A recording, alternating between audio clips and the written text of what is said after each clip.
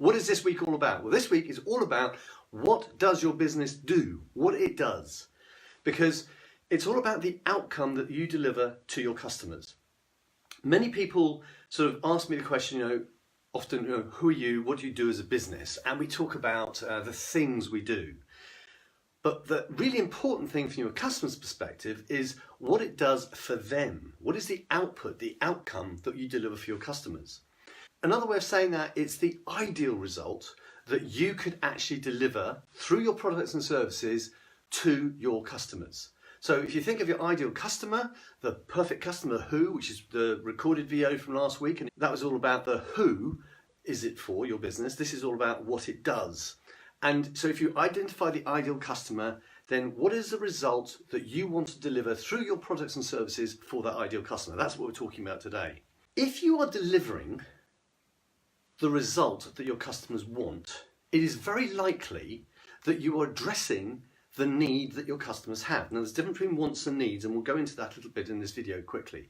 But if you're delivering the results that your customers want, it's probably that you are addressing the needs that your customers have. However, here is the spoiler alert. We get what we most want. And customers may say quite a lot, I want more customers, or I want my business to grow, or I want to do this, or I want my sales to improve.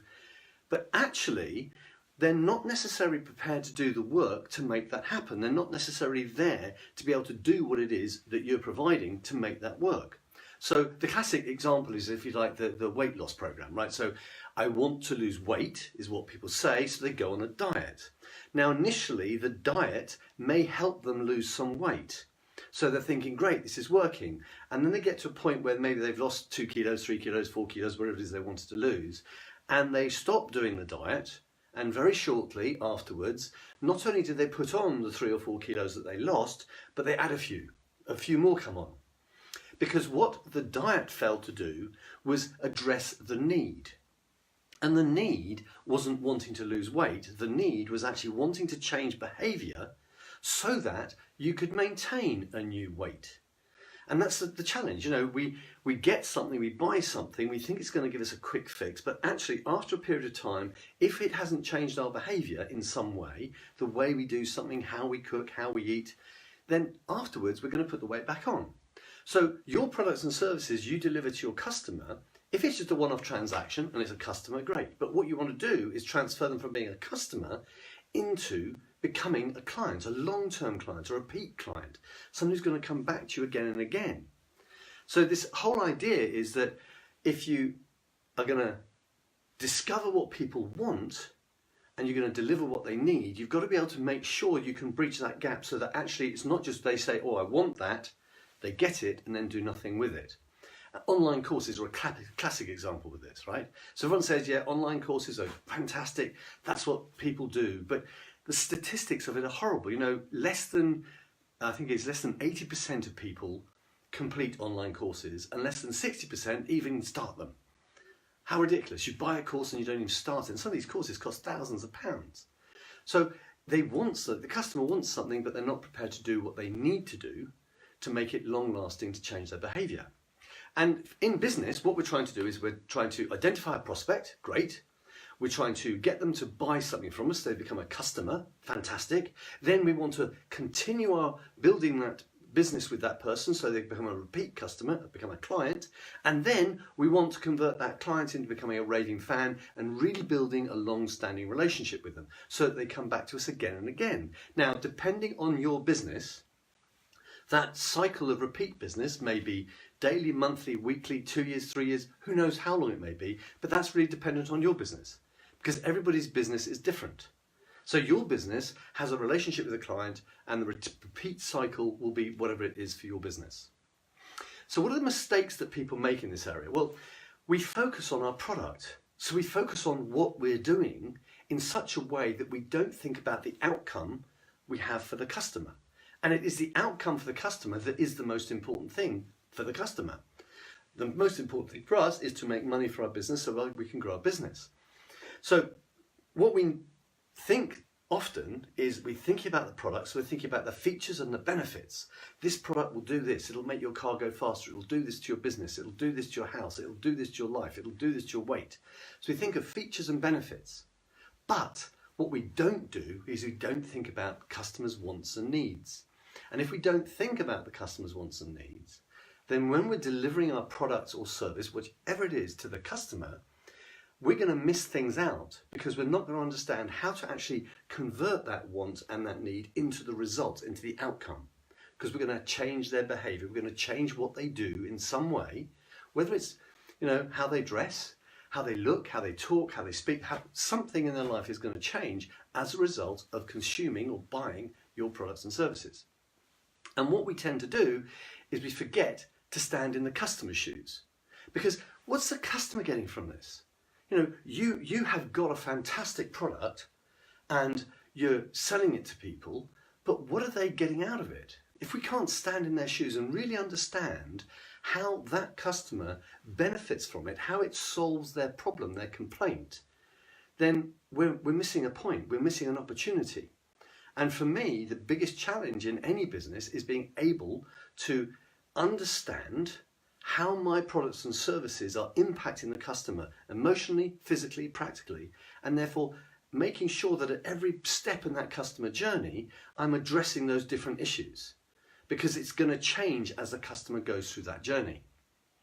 Now, to dig deeper, we really need to, so if we get clear about this is what I do, my business does, so if I talk about my business, I help businesses build new foundations for growth, and I help small businesses grow their businesses. But then we need to ask ourselves some questions. And the simplest question to ask is, so what? I help build new foundations for growth for small businesses. That's what I do. But then ask myself the question, so what? Well, great. So what about building new foundations? Well, the so what is as a business grows, or it changes direction, or it starts to address a new market, it has to work differently. And if it's going to work differently, it needs new foundations within that business. Now, foundations may be processes, systems, operating behaviors, etc. Then ask the so what to that. So ask the question, so what again? Well, so what number 2 was, well, if you want to increase your number of customers in your business, then you're going to need to serve them differently. The business is going to need to operate differently to serve a larger number of customers than it does serving 1 or 2 customers. And that's going to require new systems, new behavior, and maybe a redesigned customer journey. So that's another foundation you've got to put in place to make the business grow. Then you could ask, well, so what? Again, ask it again, go deeper. Because when you understand what your customers want and need and how you can deliver that, you're then ready to grow, because at that stage you can turn on the marketing system, attract more customers to you, and you'll have the systems and processes in place to look after the customers on that journey to make sure that you don't disappoint them. So actually, building new foundations to grow your business means what you do at the beginning, the foundations you build, enables you to serve more customers more deeply, better as you grow your business. And that's really, I think, what businesses miss out on, is when they don't understand what their business does and really get to the nub of what that means for your customer. What does your actual customer get out of the work you do?